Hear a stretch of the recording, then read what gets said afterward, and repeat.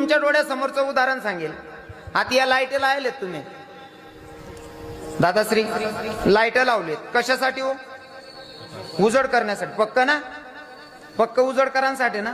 पण आपण जटे लाईट लाव का तटेच किडा पडतस. खरंय ना?